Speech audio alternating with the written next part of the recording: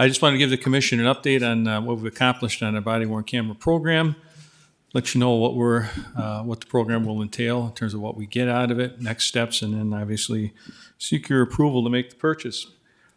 So all these things right out of the gate have been accomplished. Right at the start, we've reviewed demos from 7 vendors. This was our body-worn camera team, and I'll show you who's on that in the last slide, but that group did an excellent job. A lot of work in doing all of the research and processes that not only due diligence requires, but then also city process and requirements for requests for proposals. So you can see by the dates there that we moved along very expeditiously to get all of this done, leading to Finance Review Committee approval on April 26th. And with some excellent negotiation by Michael Redlinger, we also achieved a 2.5% discount on the total price. So here's what we're getting. That's what the body cams look like. And I think going forward, as we get into our next steps, we'll have an opportunity for you to see these and touch them and things of that nature. But that's the Axon Body 3. This was unanimously the pick of the selection committee, both in terms of product and reliability. And they're really leaders in the field, as well as your ability to meet all of the requirements that we asked for.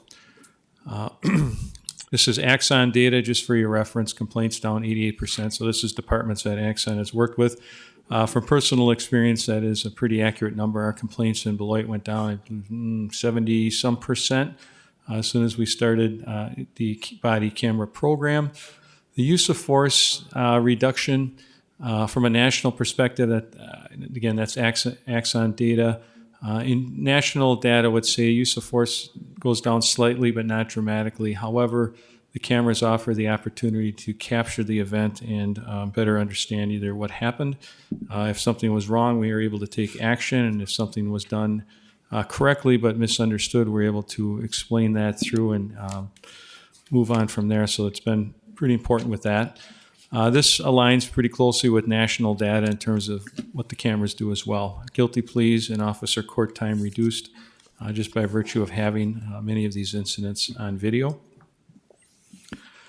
Along with the cameras, we get the Axon fleet. So currently our fleet has end-of-life dated video cam technology that does not have the audio. It's a different system. It sits on a server. We have a number of issues in terms of retrieving that evidence at times. So everything here will be on one platform and available on one cloud-based platform for evidence retrieval and review.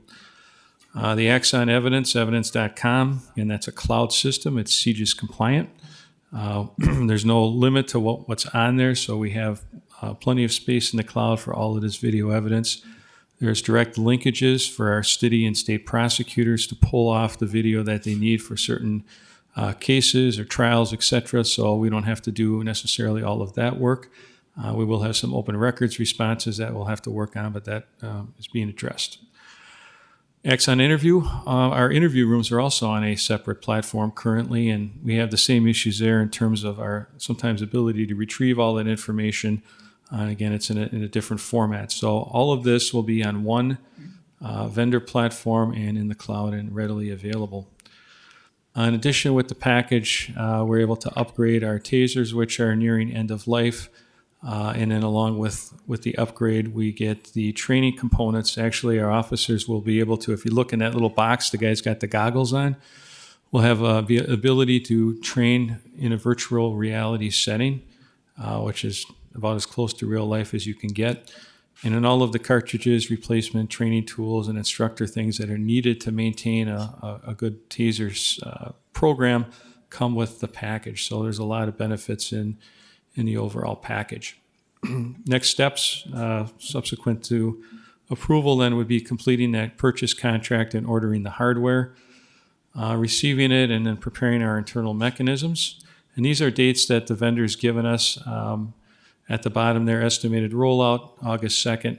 I guess experience-wise, it was sooner for us last go-around, I think, depending on the availability of hardware. And we recently checked with the vendor.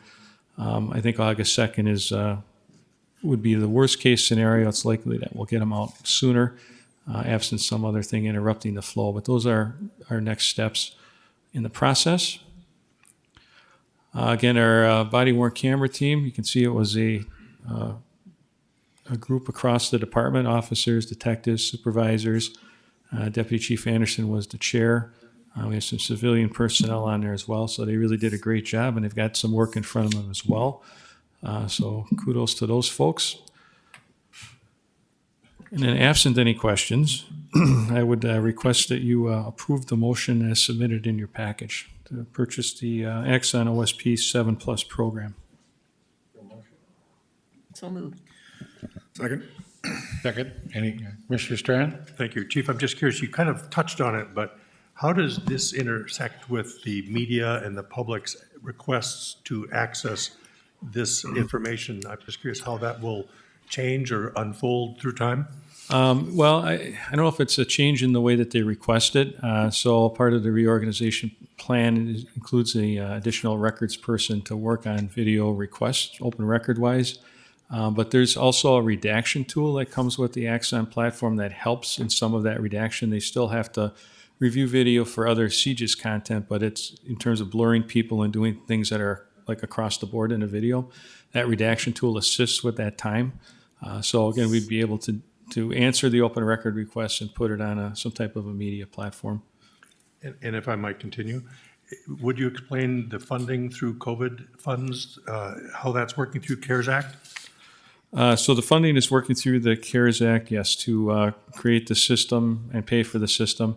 I guess it's more of maybe a budget question. I guess I don't. But that's how it's being funded. That's how it's being funded, yes. So the money is available through CARES Act funding. Isn't that something? Commissioner Preston?